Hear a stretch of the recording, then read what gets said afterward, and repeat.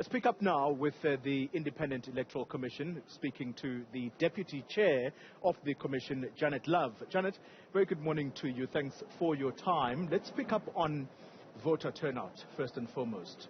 The last election, we stood at 58%. Where do things stand right now? We are not at the moment in possession of all of the numbers that have come through that include all of the special votes and so on. We are, as you probably are aware of, going to be having a briefing where those numbers of what has happened as opposed to the estimates and guesstimates of what has happened. I would say that at the moment, from what I have seen, and these are not complete figures, the turnout is looking somewhat lower, which is, of course, something that, is really, for me, certainly, that saddens me enormously. But it is a reality that we'll get the details of in a very short space of time from our CEO, who's really pulling the last of those details out, including, as I say, all the special vote indicators and so on. Might this, Janet, be the one local government election where voter turnout is at its lowest from what we've seen since 2000? Look, I don't want to speculate in the sense of more than I can say. As you know, we've seen the figures together with you. We see them as you get the reports, we see them. And I think that at the moment, it would appear that it has gone lower. And that means if it's gone lower than the last time, it would be lower, which, sort of is something that would suggest, yes, it is lower than before. But I don't want to speculate more than that. I want us to look at the numbers that are presented and then to analyze numbers to see maybe where things didn't decline in numbers, where things did decline, to actually look at those kinds of indicators as we get specifics.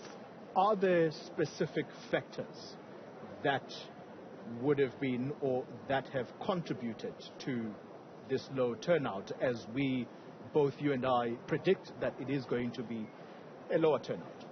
Look, there are a lot of factors that deal with turnout. Turnout is something that is a reflection on all of the role players that make up a democracy and enthuse an electorate in a democracy, including obviously actors like yourselves and ourselves, but also political parties, both in terms of their own campaigning, which I think has been significant in the short time available to political parties, but also in terms of performance historically and how that has really encouraged the electorate. So I think all of those things have a role.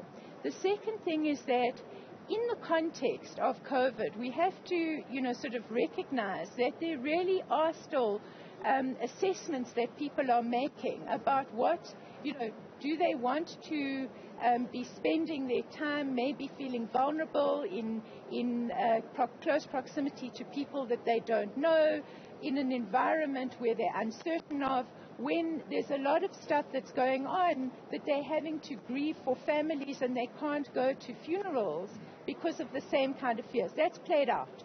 The short timetable, the fact that we had to have an election on a Monday, for those people who wanted to get away, that has played out. So I think there are quite a lot of factors that reflect on a lot of things that all of us in a society of South Africa need to really find ways to engage the electorate on. Sounds to me as though you're saying this was predictable, that we were going to have a lower voter turnout.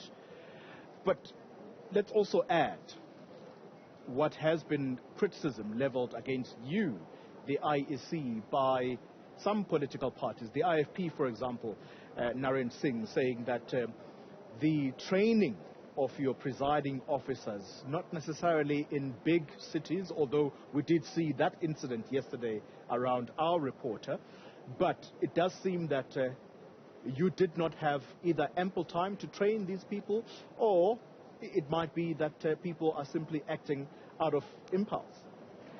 So with regard to the training, I want to say that in the circumstances, which I'm going to just give you some headlines of, I think that the people who conducted the training were phenomenal. So here's the circumstances.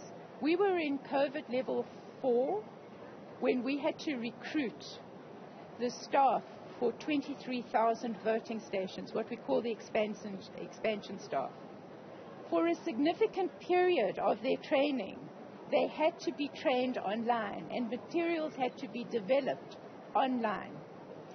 When they came into the face-to-face training, which of course we always reinforce, we think that as life goes on, that combination of online and face-to-face is really significant. But as you know, it's very much the hands-on experience that you build on and you reinforce. There was no gap between our registration weekend and the events that actually came into very, very close succession in terms of the actual voting day preparations, the special votes, the voting day, the counting.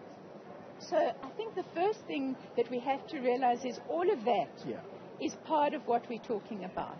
But Janet, and I'm really running out of time, but there are so glaring some of these issues. For example, a presiding officer in one of the voting stations, I can't remember which province it was, the voter said, I made a mistake on my ballot, and she decides to go and open up a whole ballot box, put it down in order to try and find that.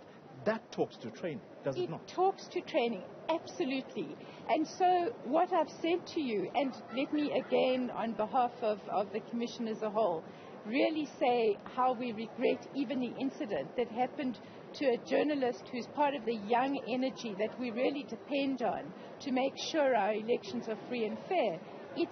There is a real aspect of training.